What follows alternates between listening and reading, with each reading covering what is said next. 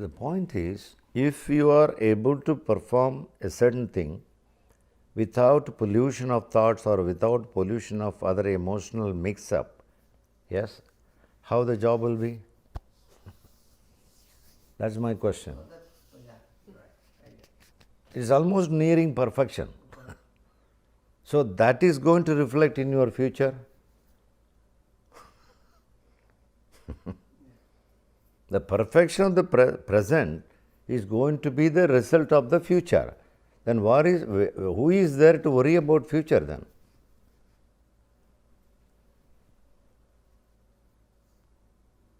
Could you say that again? I don't understand what you were saying. See, if you are able to do a simple act without mixing of unnecessary emotion and unnecessary thoughts from the past or the future, how the act will be, how much the quality of the act I am asking you. It will be nearing the perfection, isn't it? That is the result for the future.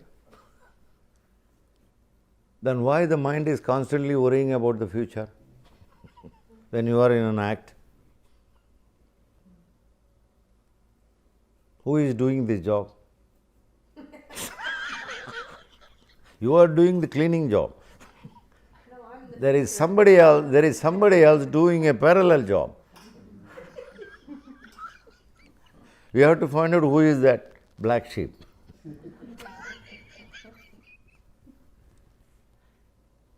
If you are able to find out this much, you know where the peace is, how the peace is. Because normally we don't investigate so detailed into this. We take it for granted. We just go to the office or working place or wherever. We just work as usual, mixing up with all the corrupted presence. So multitasking is corrupting our presence. Listening to TED Talks while doing something. That's another point. Is it not multitasking, mixing so many emotions and thought? Is it not? See, bringing the thought itself is corrupting the task. Multitask. It's a multitask. In fact, doing too many things at a time is not that much strong multitask compared to this, because one thought bringing you to east side, another thought taking you to west side. You are diverted completely. You are split. So how can you be listening without having a corrupted presence? Because when we listen, like listening to a guru, we have to process. Madam, please remember I used two terms: existential past, existential future, and psychological. The question is not about existential. If I say something, naturally you go back to your past and connect with that.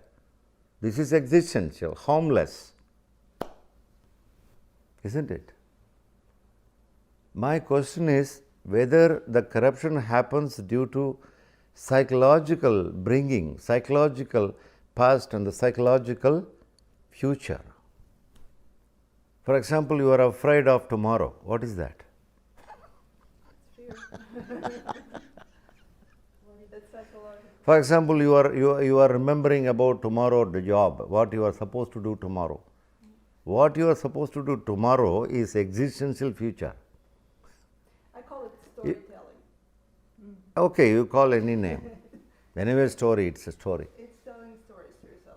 Now let me say in this way, whether the presence is existing pure presence or with the stories.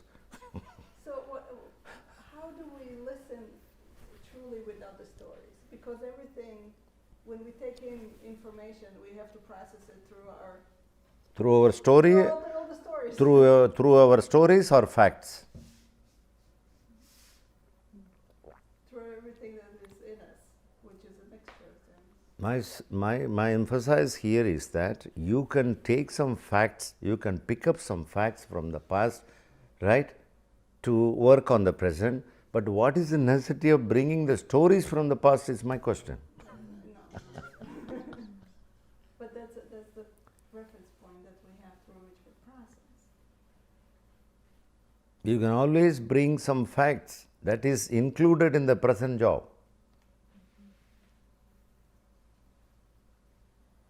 You will take some references from the past. In no way it is affecting you. It's not. It is related to the present job. It's not. It's also you are planning for tomorrow now. Tomorrow I have to go 10 o'clock, 10 a.m., 11 a.m. here and here. In what way it is affecting you? Suppose you are afraid of tomorrow, whether I will exist tomorrow or not. What is this called?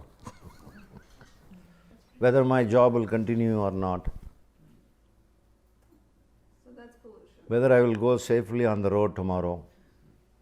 What is this called? So that would be pollution. This is pollution.